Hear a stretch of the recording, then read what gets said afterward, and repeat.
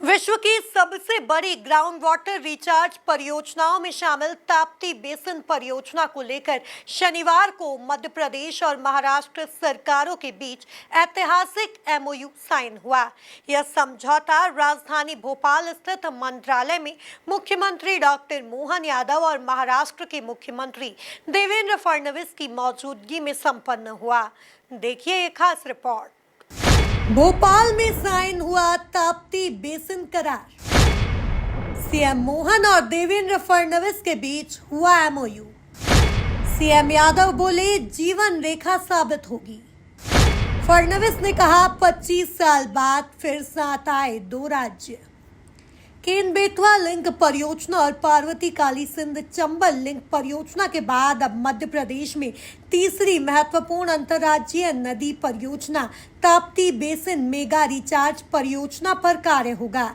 इस अंतर्राज्यीय संयुक्त परियोजना के सभी अवरोध अब दूर हो गए हैं। सीएम मोहन यादव और महाराष्ट्र के मुख्यमंत्री देवेंद्र फडणवीस की मौजूदगी में भोपाल में मध्य प्रदेश महाराष्ट्र अंतर्राज्यीय नियंत्रण मंडल की 28वीं बैठक मंत्रालय में हुई।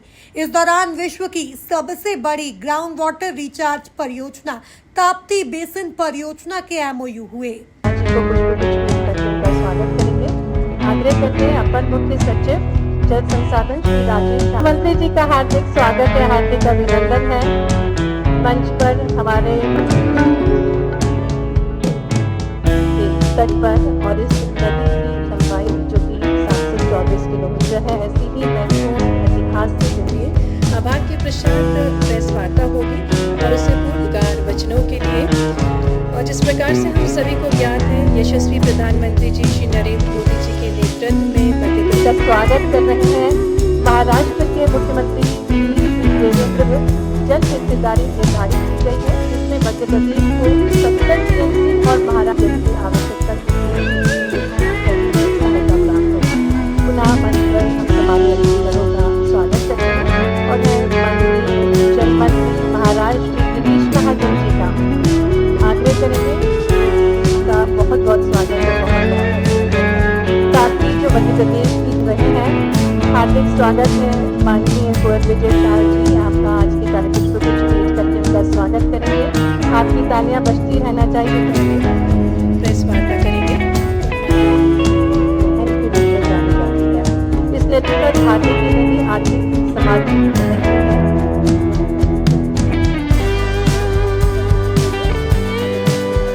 महाराष्ट्र के मुख्यमंत्री देवेंद्र फडणवीस ने ताप्ती बेसिन परियोजना पर एमपी महाराष्ट्र समझौते के दौरान कहा कि 25 साल बाद दोनों राज्यों की बोर्ड बैठक हुई है। पिछली बैठक साल 2000 में हुई थी। उन्होंने कहा कि मोदी सरकार के आने के बाद ही राज्यों के बीच जल समझौते दोबारा शुरू हुए हैं, जिससे न सिर्फ परियोजनाएं आगे बढ़ी बल्कि जल संकट से निपटने के प्रयास भी तेज हुए। किन्हीं कारणों से पीछे रहा था, आज उस पर दोनों राज्यों ने सहमति की है और हमने उस पर हस्ताक्षर भी आज किए हैं। आज इंटरस्टेट कंट्रोल बोर्ड की जो मीटिंग हुई, 25 वर्ष के बाद ये मीटिंग हुई है। इससे पहले 2000 में मीटिंग हुई थी। हालांकि भले ही बोर्ड की मीटिंग न हुई हो, लेकिन आधिकारिक तौर पर चर्चाएं लगातार चलती थी और करीबन 2016 में देश में मोदी जी की सरकार आने के बाद अंतर्राज्यीय पानी के समझौतों को एक बल दिया गया और उसके तहत उस समय हम लोगों ने वापस इसके ऊपर विचार शुरू किया। मैं आदरणीय डॉक्टर मोहन यादव जी का बहुत बहुत आभार व्यक्त करता हूं कि उन्होंने इसमें बहुत रुचि दिखाई और बड़ी तेजी के साथ इसको इस स्तर तक उन्होंने लाया।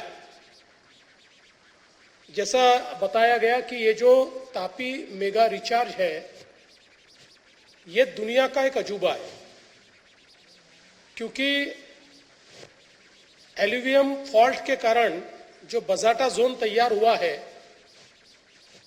वो फॉल्ट तापी नदी के पैरेलली पूरा जाता है और उसके कारण एक रिचार्ज की क्षमता ये निर्माण हुई है। और हम लोगों ने जब साइट पर जाकर देखा था तो ऐसा ध्यान में आता है कि मानो कोई गुप्त नदी बहकर आती है और वो पानी कुएं में जाता है और लगातार 24 घंटे पानी जाने के बावजूद भी कुएं की लेवल नहीं बढ़ती। इतना पानी उसको शोषने की ताकत ये सारे फॉल्ट के अंदर है। तो इसी के चलते इस परियोजना के कारण मध्य प्रदेश को और महाराष्ट्र दोनों को बड़ा फायदा होने वाला है। करीब 1,31,000 हेक्टेयर जमीन मध्य प्रदेश की और 2,30,000 हेक्टेयर जमीन ये महाराष्ट्र की सिंचाई के तहत आने वाली है। और महाराष्ट्र के लिए तो इसलिए भी ये जरूरी है कि महाराष्ट्र में जहां पर सॉल्ट वाटर है, जहां पर खारा पानी है और खारे पानी के कारण पीने के पानी की भी जहां समस्या है और खेती को भी जो पानी यूज नहीं होता, ऐसा अकोला जिला, बुल्ढाना जिला और अमरावती जिला, ये 3 जिलों का ये पूरा जो सॉल्टी वाटर का खारे पानी का जो बेल्ट है, उस बेल्ट का पूरा एक प्रकार से कंपोजिशन बदलने वाला है और यहाँ पर लोगों को बहुत बड़ी राहत मिलने वाली है। तो मैं ऐसा मानता हूं कि दोनों मुख्यमंत्री डॉक्टर मोहन यादव ने कहा कि ताप्ती बेसिन परियोजना के साथ ही दोनों राज्यों के बीच एक नए अध्याय की शुरुआत हो रही है। उन्होंने कहा कि मध्य प्रदेश नदियों का मायका है, यहाँ 247 नदियां बहती हैं और अब गोदावरी और ताप्ती से जुड़े प्रोजेक्ट्स पर मिलकर काम किया जाएगा। सीएम यादव ने भरोसा जताया कि जैसे केंद्र सरकार ने केन बेतवा और पार्वती काली सिंध चंबल लिंक परियोजनाओं में मदद की, उसी तरह इस परियोजना को भी केंद्र से सहयोग मिलेगा। मेरे पास बताने के लिए अब ज्यादा नहीं है, लेकिन हमारे देवेंद्र जी ने सारी बातें अपनी सारी एक एक करके अपने बीच में, आज का दिन एक तरह से हमारे महाराष्ट्र प्रांत के साथ एक नए अध्याय की शुरुआत होगी। ये जरूर मैं एक सौगात के लिए उनको धन्यवाद भी देना चाहूँगा। उनका अभी मन में कष्ट या थोड़ा एक दर्द था कि जब मैं महापौर था तब से मैं इस पर प्रयासरत था 28 साल पहले से कि काश ये योजना फलीभूत हो जाए। हमने कहा सरकार आपकी मुख्यमंत्री बनने का इंतजार कर रही थी, जब आप फुल फ्लेज मुख्यमंत्री बनोगे तो ये हमको लाभ मिलेगा। परमात्मा की दया से आप मुख्यमंत्री बन के आए और हमारे लिए ये यशस्वी प्रधानमंत्री का ये और आनंद की बात है, सोने पे सुहागा इस नाते से माने कि जब आप उस समय अगर करवा लेते या महाराष्ट्र और मध्य प्रदेश का समझौता होता तो सारा खर्चा आपको वहन करना होता, लेकिन अब माननीय प्रधानमंत्री ने एक तरह से इन योजनाओं के लिए जो नया दृष्टिकोण लिया है कि ऐसी योजना जिसमें 2 राज्यों को साथ जोड़कर के नदी परियोजनाओं के माध्यम से राष्ट्रीय परिदृश्य में उसका कोई रोल होता है, राष्ट्रीय हितों की उसमें कहीं झलक आती है, जिसको हम एक तरह से राष्ट्रीय परिदृश्य में उस राष्ट्र की भावना के अंतर्निहित भाव से समझा जा सकता है।